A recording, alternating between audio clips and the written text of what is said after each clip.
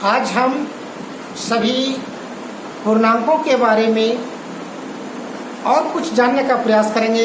वैसे मैंने पूर्णांक संख्याओं में 2 वीडियो मैंने डाल चुका हूँ।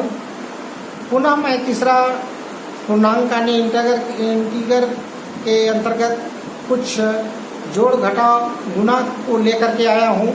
उसके बारे में हम लोग कुछ समझते हैं। तो सबसे पहले पूर्णांकों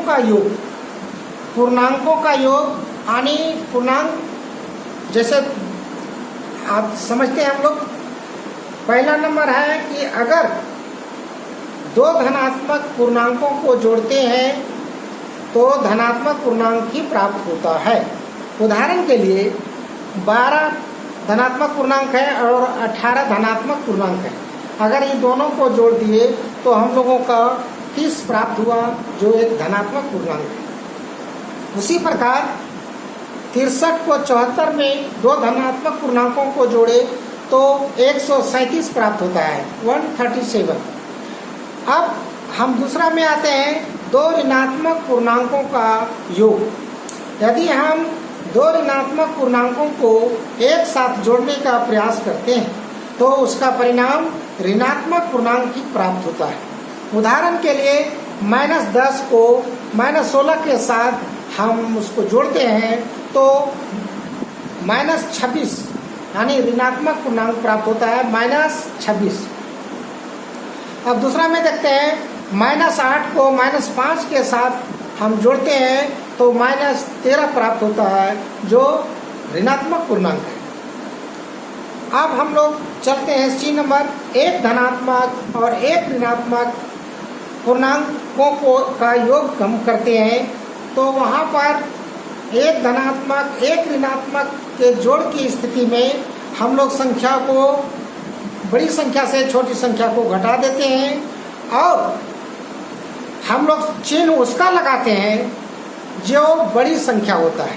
उदाहरण के लिए यहाँ पर हम लोग -8 और +3 लिए हैं, -8 और +3, तो 8 में 3 घट जाएगा, लेकिन चिन्ह हम लोग 8 वाला का लगाएंगे क्योंकि 8 बड़ी संख्या है और उसका चिन्ह माइनस है, अतः -5 होगा। अब दूसरी में देखते हैं 8 प्लस लेते हैं और -3 लेते हैं, तो ऐसी स्थिति में संख्या तो घट जाता है, लेकिन चिन्ह हम लोग उसका लगाते हैं जो बड़ा होता है। जैसे 8 यहाँ बड़ा है, 3 छोटा है, तो 8 का प्लस है, धनात्मक संख्या है, तो धनात्मक हम लोग 5 लिखते हैं।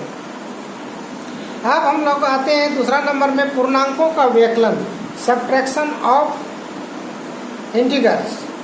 तो अगर हम 8 एक ऋणात्मक संख्या है और 4 एक धनात्मक संख्या है और -8 में 4 को घटाते हैं तो हम लोगों का -12 प्राप्त होता है, यानी दोनों माइनस है, अतः यहाँ जुट जाता है, लेकिन चिन्ह माइनस का ही लिखाता है, ऋणात्मक ही लिखाता है।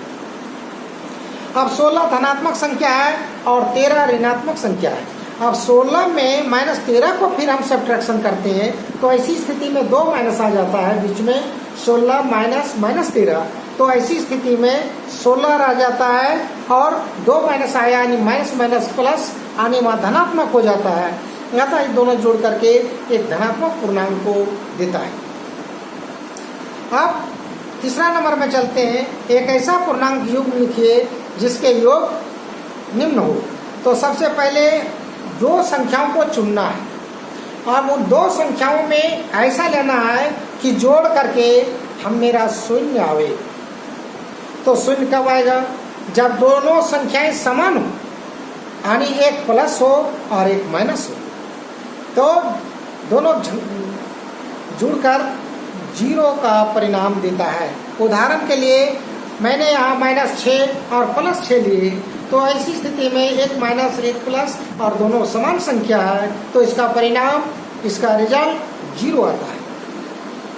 अब दूसरा में कह रहे हैं कि एक ऋणात्मक पूर्णांक हो, यानी 2 संख्या ऐसा लीजिए कि उसको हम जोड़ने पर परिणाम मेरा क्या आवे? 0, नहीं नेगेटिव ऋणात्मक संख्या हो। तो वैसी स्थिति में मैंने यहाँ लिए हैं 12 एक धनात्मक और 15 माइनस को ऋणात्मक लिए हैं। 12 प्लस है, 15 माइनस है। तो 12 में अगर हम 15 को माइनस करते हैं तो -3 प्राप्त होता है, और -3 एक ऋणात्मक पूर्णांक है। अब चलते हैं दोनों से छोटा हो, तो दो पूर्णांक ऐसा लीजिए जिसको जोड़ेंगे तो हम मेरा परिणाम उन दोनों संख्याओं से जो लेते हैं उससे छोटा हो। उदाहरण के लिए दो संख्या आप लेते हैं -7 और -8, तो -7 और -8 को जोड़ेंगे तो -15 प्राप्त होता है। -15 प्राप्त होता है जो इन दोनों संख्याओं से, यानी -7 से और -8 से, दोनों से छोटी संख्या हो जाता है, दोनों से छोटा। अब आते हैं पूर्णांकों का गुणन, मल्टीप्लिकेशन ऑफ इंटीजर्स। अब वैसी स्थिति अब आप देखा जाए यहाँ दो धनात्मक पूर्णांकों का गुणनफल जो होता है धनात्मक होता है। अगर हम यहाँ लिए हैं 6 और 7 दोनों धनात्मक पूर्णांक, और 6 सतह 42 हुआ, और 42 भी एक धनात्मक पूर्णांक है। अब 12 को दूसरा में देखें, 12 को 8 से मल्टीप्लाई करते हैं तो 96 आता है, और 96 भी धनात्मक पूर्णांक है।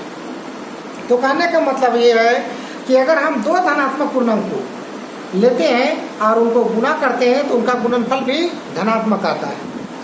अब हम लोग चलते हैं एक धनात्मक और एक ऋणात्मक पूर्णांकों का गुणनफल ऋणात्मक होता है।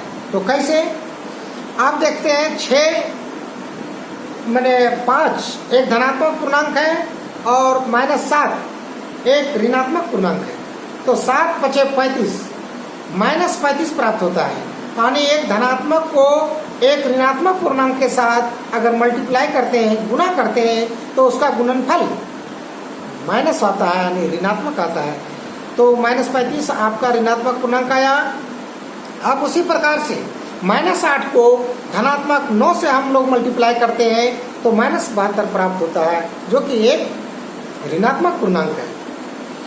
अब सी में आते हैं, दो ऋणात्मक पूर्णांकों का गुणनफल धनात्मक होता है। अगर दो ऋणात्मक पूर्णांक को हम लेते हैं, जैसे हम लिए हैं -7 और -6, ये दोनों मल्टीप्लाई किए तो 42 आया, यानी 42 आता है, 42 आया। और ये -7 है और -6 दोनों ऋणात्मक पूर्णांक है, लेकिन अगर हम मल्टीप्लाई करते हैं तो माइनस माइनस प्लस हो जाता है। उसी प्रकार -1 को -12 से -12 से मल्टीप्लाई करते हैं तो +12 आता है। तो बच्चों आप हम लोग ये समझ लिए कि दो धनात्मक पूर्णांक को गुणा करते हैं तो धनात्मक परिणाम आता है, एक ऋणात्मक और एक धनात्मक को मल्टीप्लाई करते हैं तो ऋणात्मक आता है। अगर दो ऋणात्मक पूर्णांकों को मल्टीप्लाई करते हैं तो धनात्मक आता है। अब इसी तरह से हम अगर आगे बढ़ते हैं, अगर 3 ऋणात्मक पूर्णांकों को गुणा करना रहे तो उसमें हम लोग का ऋणात्मक परिणाम आएगा, ऋणात्मक संख्या आएगा। अगर 4 संख्याओं जो ऋणात्मक हो और चारों संख्याओं को अगर हम मल्टीप्लाई करेंगे तो वो धनात्मक आएगा। फिर इस तरह से चलते जाएंगे, यानी सम संख्याओं का जो रहेगा जोड़ी में, पेयर में, अगर 2 है तो प्लस, 2 ऋणात्मक है तो प्लस होगा, 3 ऋणात्मक होगा तो ऋणात्मक होगा, फिर 4 ऋणात्मक है तो मल्टीप्लाई में तो धनात्मक होगा, और 5 अगर ऋणात्मक संख्याओं को गुणा करना है क्रमबद्ध करके तो उसका परिणाम ऋणात्मक होगा। तो बच्चों आज आप लोग सीखे जोड़, घटाव और गुणा। तो ये पूर्णांकों को थोड़ा समझ लेंगे, 2-4 बार वीडियो को देखें और समझने का प्रयास करें। धन्यवाद।